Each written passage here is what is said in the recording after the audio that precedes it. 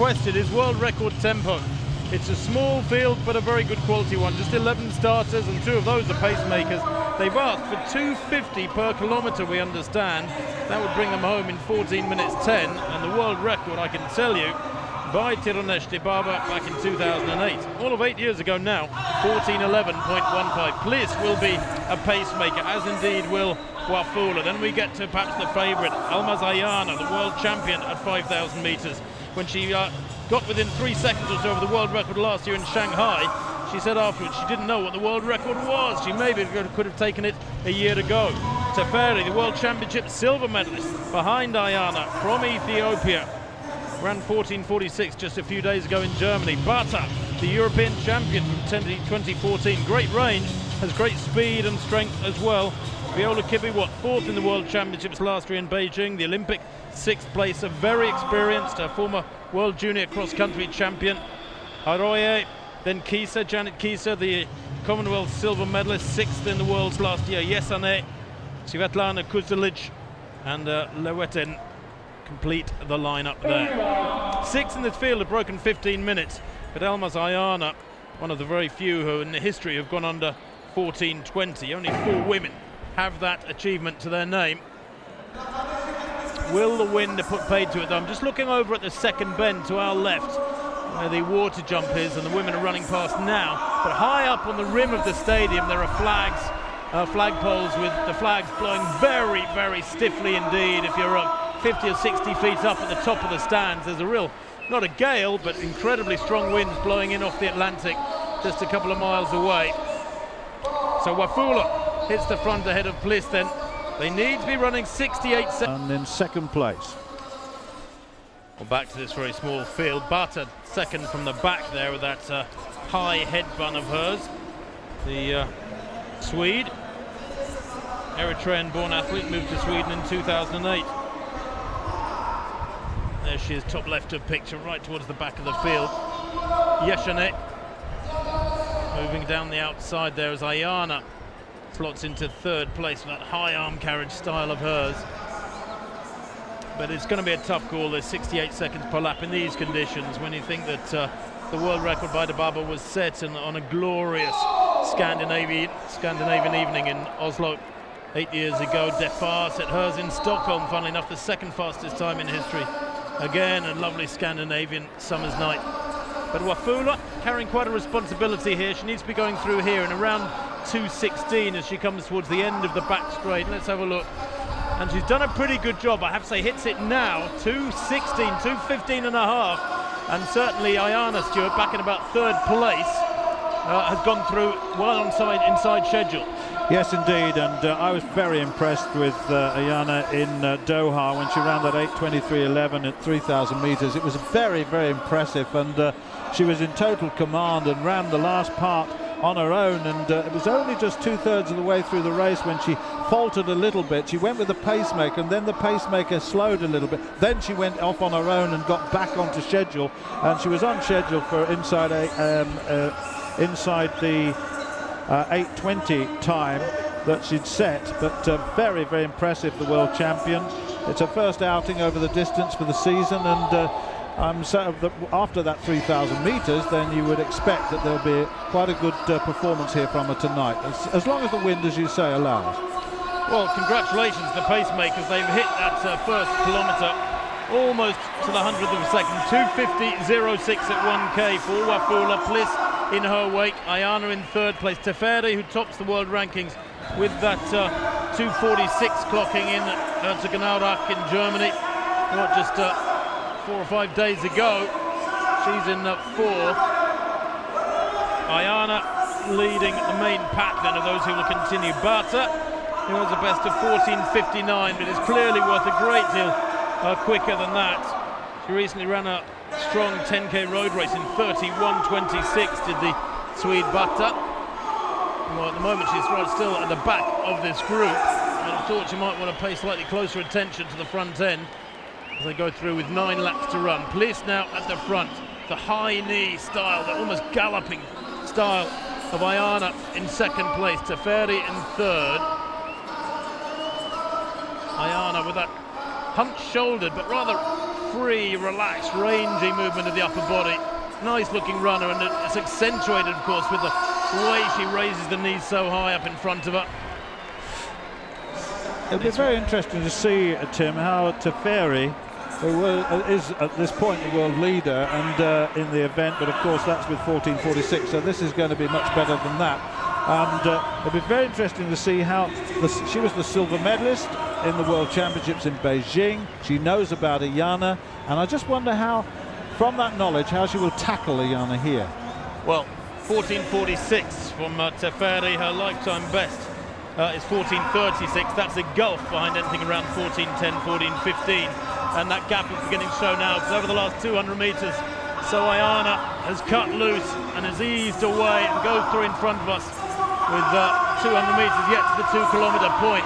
But the gap has suddenly opened up very quickly indeed, and Barta caught at the back of the field there, nearest the camera as you see that shot.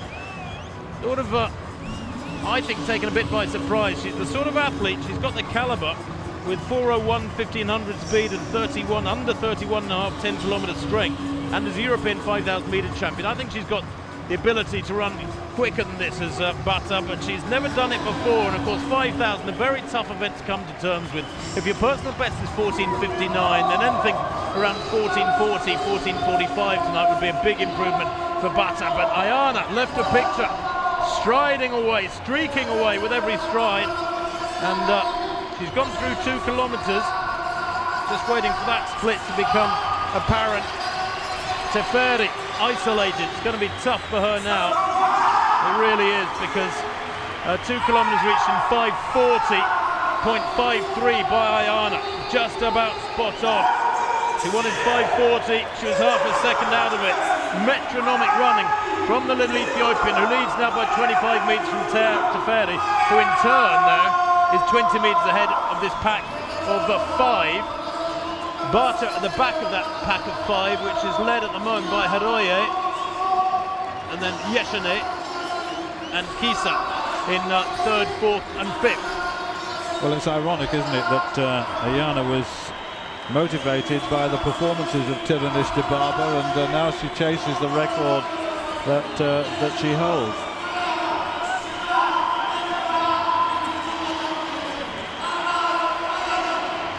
Superb, isn't it? It's metronome. It's Petr Malachowski of Poland.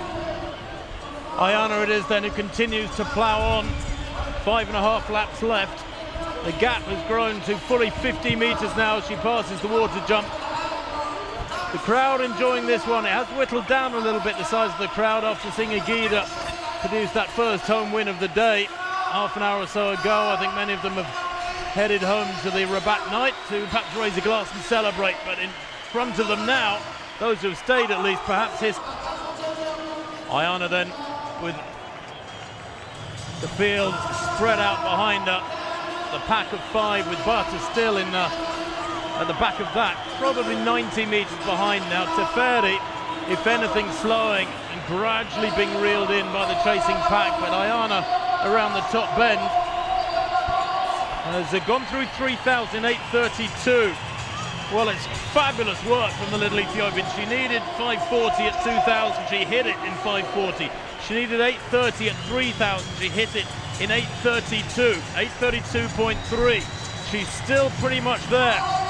It's Almaz Ayana, comes through with 4 laps to run, 1 mile to go, but it's going to be a lone.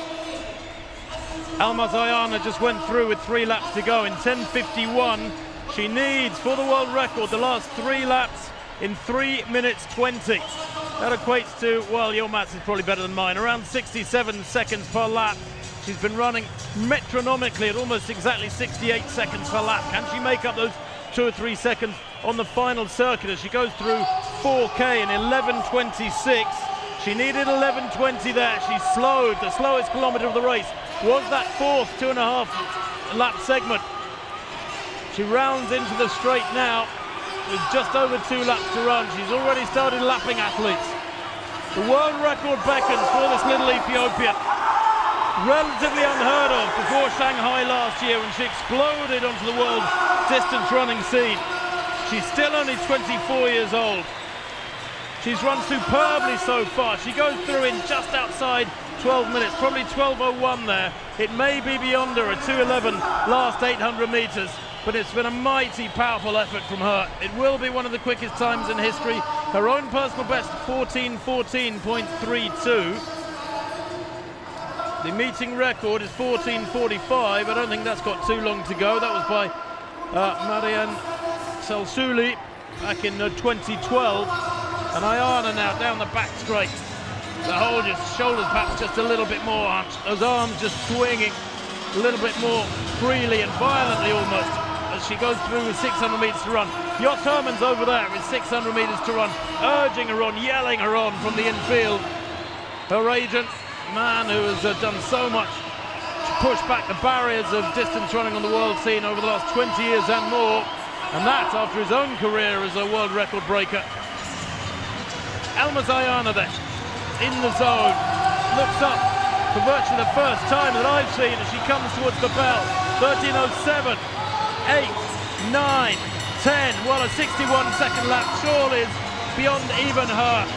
I fear that despite this brilliant effort, Tirunesh Dibaba's world record of 14:11.15, set just under 8 years ago, is safe for a while longer. But on a better evening without this wind, Stuart, with pacemaking further into the race, I think it's there for the taking. Yeah, there are very few that can give her the pace that she wants, though. As, even over 3,000 metres it was found wanting, but at 5,000 it's been a lone race against the clock for her.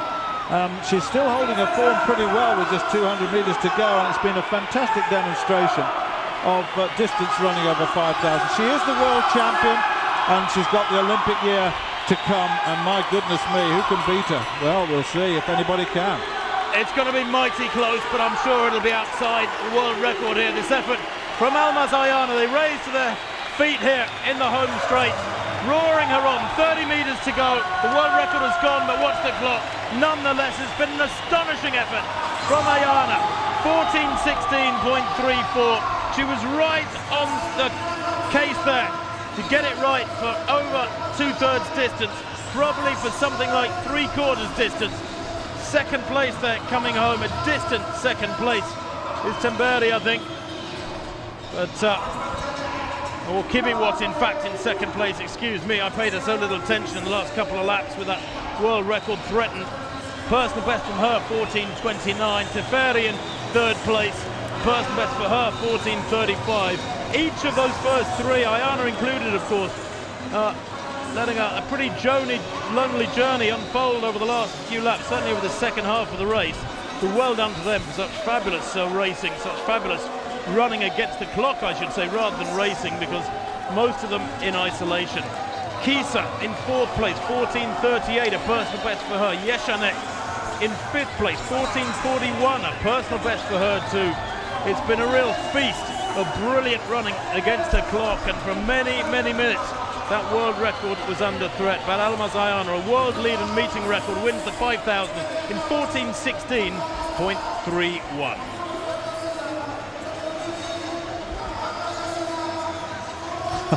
Enthusiastic crowd here, seeing the world's greatest all in one stadium on this one day as Africa is introduced. Outside Tirunesh Dibaba's world record, it was a fabulous display of front running though, winning very comfortably indeed. A national record for Bata in seventh place, 14:49, an improvement by some 10 seconds, so she does indeed broach new ground.